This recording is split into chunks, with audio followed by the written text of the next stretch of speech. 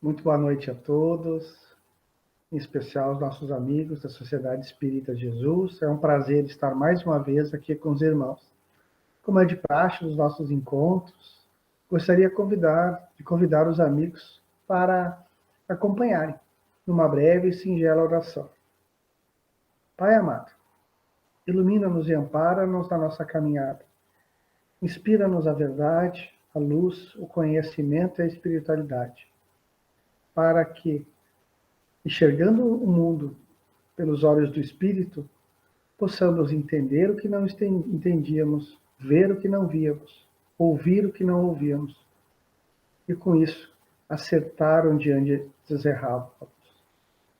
Gratos pelo amparo do alto, pelo aconchego dos mentores, pela liderança amorosa e servidora de Jesus. Gratos que somos, pedimos a permissão de poder dar por aberto nosso encontro da noite de hoje. Que assim seja. Então, irmãos, um abraço mais uma vez. É um prazer estar com os amigos. E conforme solicitado pelo Departamento Doutrinário da Sociedade Espírita de Jesus, a conversa de hoje tem como tema, como norte, o livro Caminho, Verdade e Vida, editado pela FEB, ditado pelo Espírito Emmanuel e psicografado por Francisco Cândido Xavier. E mais especificamente o item 175, que tem como subtítulo Cooperação. Aqui, item 175, Cooperação. Eu acredito que os irmãos já estejam familiarizados com essas obras, mas é um comentário que Emmanuel faz em cima de versículos do Velho Testamento, do Novo Testamento, e que versa normalmente sobre matemática. Então, nessa especificamente, Emmanuel se utiliza de um versículo do Atos dos Apóstolos. E ele respondeu: como poderei entender se alguém não me ensinar? Atos dos Apóstolos, capítulo 8, versículo 31. Então, de onde é que Emmanuel tirou esse versículo, né? Qual é a história? A história que esse versículo, o contexto em que esse versículo está inserido, como a gente diz, está no livro Atos dos Apóstolos, no capítulo 8, dos versículos 26 a 40. Então, acontece o seguinte, os apóstolos, né, após o retorno de Jesus à pátria espiritual, tinham ido pregar, divulgar o evangelho na Samaria. E aí retornam para Jerusalém. E nisso, bem como está, né, no versículo, né, no Atos dos Apóstolos, no capítulo, na Bíblia, no Novo Testamento, o Espírito Santo se apresenta para o apóstolo Filipe, pedindo para que ele descesse de Jerusalém e fosse para Gaza. Bom, Espírito Santo, né? Nós espíritas ficamos com a definição de Emmanuel, que consta do livro Paulo Estevão, numa nota de rodapé. Nesta obra, Emmanuel vai dizer que, né, o mistério para a igreja, em especial para os católicos e nossos irmãos das igrejas reformadas, protestantes, né, que envolve a Santíssima Trindade, Pai, Filho e Espírito Santo, três que ao mesmo tempo são um mistério, algo sem explicação, para nós espíritas é explicável. Né? Pai, Filho e Espírito Santo. Pai é Deus, nosso Criador, né? O Filho é Jesus, que se reconhece, se identifica e se comporta como Filho de Deus. Né? Governador espiritual do planeta, espírito que governa e gerencia todos os espíritos e todos os fenômenos que envolvem o planeta Terra. E Jesus tem uma legião de bons espíritos que, sob o seu comando, faz com que a evolução e o bem aconteçam no planeta Terra. A essa legião de bons espíritos, Emmanuel diz, são os Espíritos Santos, né? Que espíritos evoluídos que, sob a tutela de Jesus, fazem com que o bem se manifeste na Terra. Então, ali, obviamente, um bom espírito inspirou Filipe, médium, para que ele saísse em missão, descendo de Jerusalém, que era uma cidade que ficava a vários quilômetros a nível do mar, em direção a Gaza, que ficava mais próximo do nível do mar. Então, Filipe vai se deslocar, né? E nesse deslocamento, ele acompanha algumas pessoas que estavam vindo de Jerusalém, voltando às suas localidades, e ali ele vê um homem, né, que lia umas escrituras assim numa carruagem. Aquele homem era nada mais, nada menos do que o mordomo mor, o intendente maior da rainha da Etiópia. Ele era um eunuco, né? Um homem que fora castrado, né? Prática triste, mas bastante comum na antiguidade, mas que era judeu. E estava indo ao Templo de Jerusalém prestar suas homenagens e estava retornando. E aí, de novo, os bons espíritos inspiram Filipe, te aproxima desse homem. E ele vai e vê, aproxima-se e vê que o homem lia uma escritura, lia um texto. Né? E Filipe pergunta para ele, o amigo entende isso que o que está lendo, compreende o que você está lendo agora, e aí que ele vai dar essa resposta que consta do que Emmanuel pegou, o versículo que Emmanuel pegou. Como poderei entender se alguém não me ensinar? E aí Filipe se prontifica a ensiná-lo. E era exatamente uma passagem de Isaías, do livro de Isaías, onde ele falava do Messias, que viria, as pessoas não o reconheceriam, não o aceitariam, e ele se deixaria imolar como um cordeiro. E ele, ao ler aquilo, o eunuco, ele perguntava, mas de quem que Isaías está falando? É dele mesmo ou de alguém que vai vir? E aí, Filipe se aproveita e conta, e explica, fala sobre Jesus. Depois de algum tempo de viagem, eles param numa região onde tinha um rio, onde tinha água para beber, para os cavalos. O único que vinha num carro, numa carruagem, era esse eunuco, mordomo da rainha etíope, e ele vai pedir para Filipe que o batizasse. Aí Filipe, não tem problema. Se você se reconhece e aceita Jesus, né, você pode ser batizado. E ali, naquele momento, o mordomo mor da rainha da Etiópia se batiza e se torna cristão.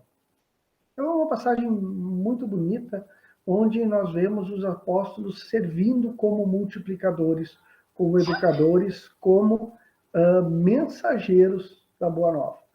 E é mais ou menos sobre isso que Emmanuel fala quando coloca o título Cooperação. Começa o benfeitor nos dizendo: desde a vinda de Jesus, o movimento de educação renovadora para o bem é dos mais impressionantes no seio da humanidade. Em toda parte ergueram-se templos, divulgaram-se livros portadores de princípios sagrados. Percebe-se em toda essa atividade a atuação sutil e magnânima do Mestre, que não perde a ocasião de atrair as criaturas de Deus para o infinito amor. Desse quadro bendito de trabalho, destaca-se, porém, a cooperação fraternal que o Cristo nos deixou, como norma imprescindível ao desdobramento da iluminação eterna do mundo. Ninguém, olha como é que Emmanuel é taxativo, ninguém guarde a presunção de elevar-se sem o auxílio dos outros. Vou repetir, se os irmãos me permitirem.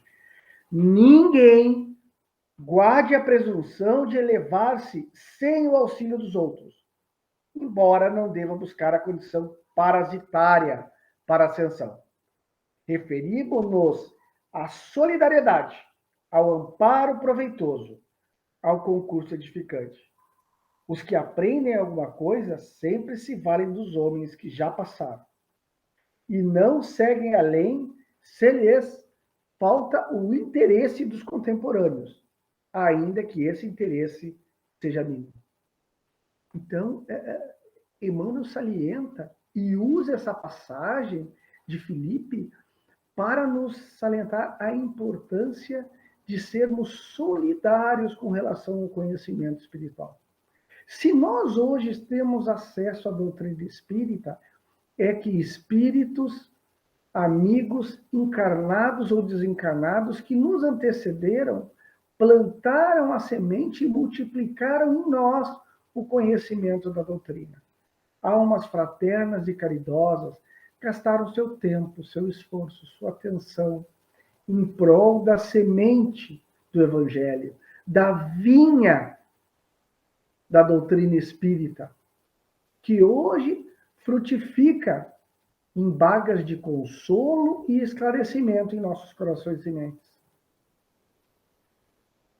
Nós, por sua vez, compete-nos também, a nossa maneira, dentro das nossas possibilidades, sermos solidários e colaboradores com nossos companheiros de jornada, colocando a doutrina espírita acessível, próxima aos nossos companheiros que desejam, que necessitam, que estão maduros, que estão prontos, que de boa vontade querem acolher o conhecimento espiritual. Porém, meus amigos, ser autodidata não é tarefa fácil. É para poucos. A esmagadora maioria de nós necessitamos um amparo. Alguém que nos auxilie, alguém que nos apresente. Não um mestre, um guru, mas um facilitador. Um colaborador. Alguém que nos dê, que não seja um mestre, um guru, um mentor, um missionário, alguém ao qual nós devamos ter uma deferência hierárquica. Não. Um irmão, um companheiro, que nos mostre o caminho, que reparta conosco os saberes que ele já amealhou na sua caminhada, colocando a doutrina acessível no coração e mente de todos. E, ao mesmo tempo que fazemos isso, recebemos um retorno. Sempre um retorno. Porque, à medida que fazemos isso, nos aperfeiçoamos. O hábito de facilitar o conhecimento espírita para alguém nos testa e sedimenta em nós os conhecimentos e as informações que já juntamos, que já coletamos da nossa caminhada, propiciando uma via de mão dupla, que é o que coloca nosso benfeitor Emmanuel. Emmanuel é bem claro, é um engano, é uma ilusão quem pensa que a ascensão espiritual se processa de forma individual, egoísta. Eu me melhoro, eu estudo, eu adquiro conhecimento e eu vou ascendendo de forma linear e solitária. As coisas não se processam assim. Evoluímos em grupo, em coletividade. Reencarnamos em coletividade já porque progredimos de forma mais rápida, de forma acelerada, quando convivemos em grupo, onde trocamos saberes, compartilhamos virtudes, servimos de exemplo, embora bastante imperfeitos, extremamente imperfeitos, para outros que, por sua vez, também nos inspiram, também nos servem de modelo. Então, nessa troca de figurinhas, nesse bazar, nesse escambo espiritual, vamos adquirindo saberes, virtudes, tecendo parâmetros que nos são extremamente úteis e proveitosos. Então, quando Emmanuel nos fala de cooperação, a existência divina, a lei de Deus, as leis espirituais se processam, se baseiam na colaboração e na cooperação, num existir solidário, fraterno, colaborativo. Irmão X, numa de suas muitas obras psicografadas pelo médium Francisco Cândido Xavier, conta a história de um grande estudioso da cultura profana e também dos evangelhos. Mas era homem isolado, que não se misturava com a população.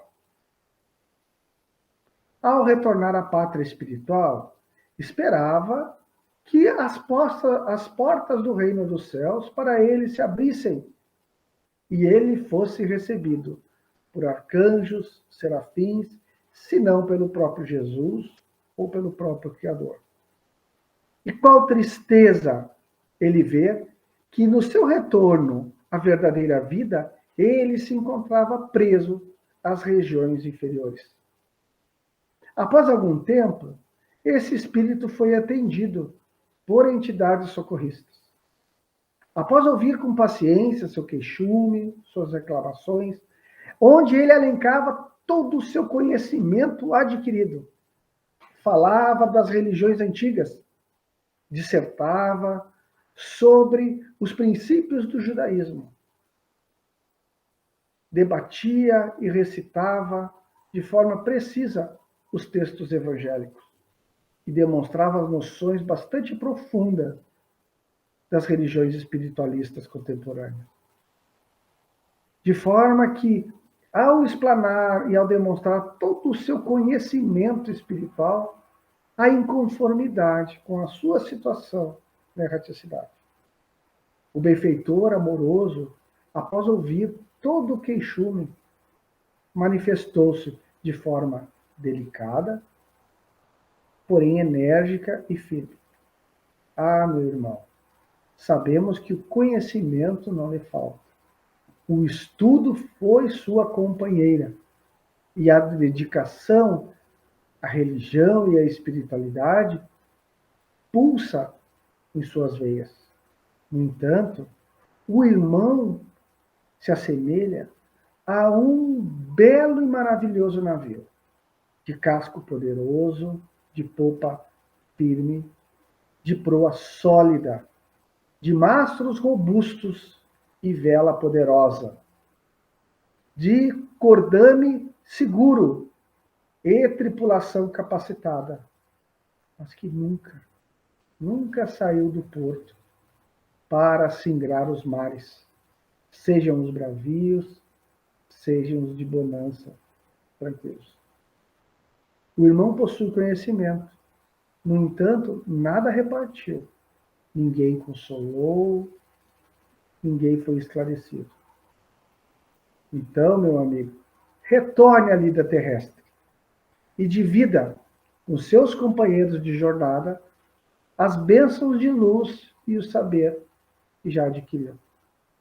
O espírito em lágrimas se mostrou comovido e pôs-se a meditar e a rever e a analisar toda a sua encarnação, planejando retorno próximo à carne em tarefas expiatórias e educativas. O ensinamento é claro. As obras de André Luiz, psicografadas também por Francisco Cândido Xavier e ditadas, né, pelo espírito André Luiz, a série A Vida no Mundo Espiritual, nós vamos ver em todas as obras a presença de mentores, de instrutores, de educadores. O livro Nosso Lar é a figura amorosa e caridosa de Clarencio. No livro Os Mensageiros, temos Aniceto. No livro Missionários da Luz, vamos ver a figura imponente de Alexandre. Em outras obras, vemos Calderaro e mais uma infinidade de instrutores espirituais que multiplicam, seja na erraticidade, seja na terra, as bênçãos que já possuímos. Eles são exemplos para nós. mostrando que o verdadeiro tesouro não está em acumular, mas sim em saber repartir. O que vale para a materialidade tem um valor ainda maior quando falamos do conhecimento e, em particular, do conhecimento espiritual. E segue Emmanuel concluindo o seu texto. Os apóstolos necessitaram do Cristo, que, por sua vez, fez questão de prender os ensinamentos de que era o divino emissário às leis antigas. Vamos ver se seguimos aqui. Paulo de Tarso precisou de Ananias para entender a própria situação. Lembram, se recordam da história de Paulo de Tarso, quando ele ia na estrada de Damasco para prender Ananias, que era um multiplicador, um pregador do cristianismo. Na estrada de Damasco, ele tem a visão de Jesus, fica cego, porém, né, Jesus, a espiritualidade avisa Ananias de que Paulo iria e que ele deveria curar Paulo e atendê-lo. E Ananias se choca porque Paulo já era um conhecido perseguidor de cristãos, mas aceita a sua missão. E Paulo é inspirado a procurar Ananias, que o cura da cegueira e o instrui no cristianismo. Linda, linda história, uma das lindas passagens.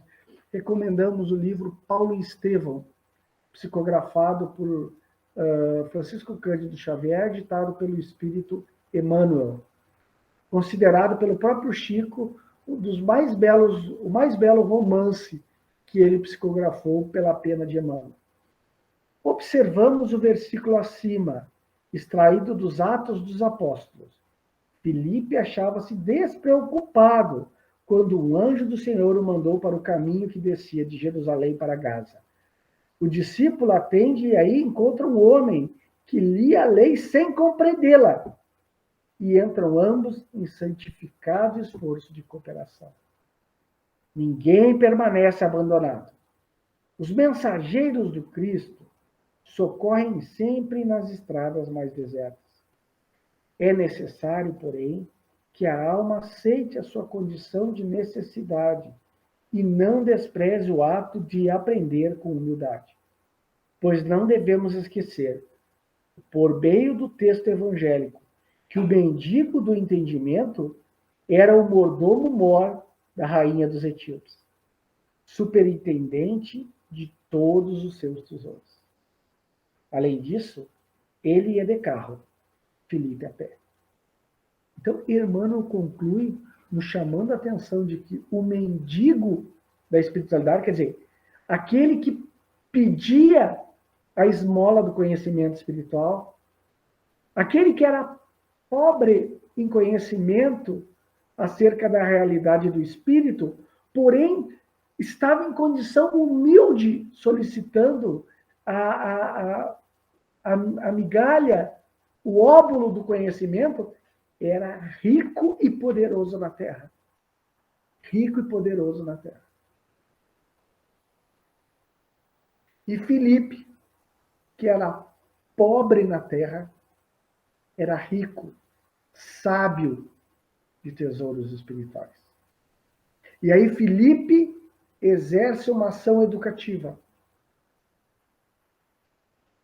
E aí foi necessário que o homem rico e poderoso se colocasse na condição humilde daquele que recebe, e Filipe, daquele que não deixa se enganar e se iludir pelas aparências da matéria. E socorre e faz a sua ação educativa, o seu movimento esclarecedor em busca daquele espírito que precisava desse conhecimento. Muito interessante, belíssimo texto de Emmanuel. Convidamos os irmãos a lê-lo na íntegra. Item 175, cooperação, do livro Caminho, Verdade e Vida, ditado por Francisco Cândido Xavier, psicografado por Francisco Cândido Xavier, ditado por Emmanuel. E que fique em nós a ideia, a semente, de nós também cooperarmos. Cooperarmos com a doutrina espírita, cooperarmos com o movimento espírita, cooperarmos com os nossos irmãos, cooperarmos com a nossa casa espírita. A vida é uma relação de troca, de solidariedade e de apoio mútuo. Quanto mais cedo despertarmos para essa visão fraterna e colaborativa, mais cedo nós abriremos nossos olhos para realidades mais elevadas da consciência e da vivência espiritual. Que Deus nos inspire, que os bons espíritos nos iluminem, e que Jesus nos guie para essa existência colaborativa, cooperativa e fraterna. Muita paz a todos, que Deus nos abençoe hoje e sempre. Convidamos os irmãos a encerrarmos com uma prece, a colaborarmos com o alto, irradiando boas vibrações. Pai amado, elevamos o pensamento a Ti, pedindo a proteção e o amparo, carinho e a inspiração, para que possamos seguir firme, doando o pouco que já temos e tendo a humildade para pedir e receber o muito que nos falta. Que possamos ser fraternos, empáticos, solidários e amorosos com nossos companheiros de jornada. Solícitos, sensíveis à intuição do nosso mentor e dos bons espíritos que nos intuem a essa prática. E que assim, repartindo o pão do conhecimento, dividindo o peixe da espiritualidade, possamos fazer um banquete que sacia a nossa fome e a fome da coletividade em que estamos inseridos. Muita paz a todos, que Deus os abençoe hoje e sempre. Prazer mais estar com os irmãos. Um abraço fraterno a todos e, uma vez mais, gratidão pelo convite feito pela Sociedade Espírita Jesus. Um abraço a todos. Cooperemos. Fiquemos com Deus.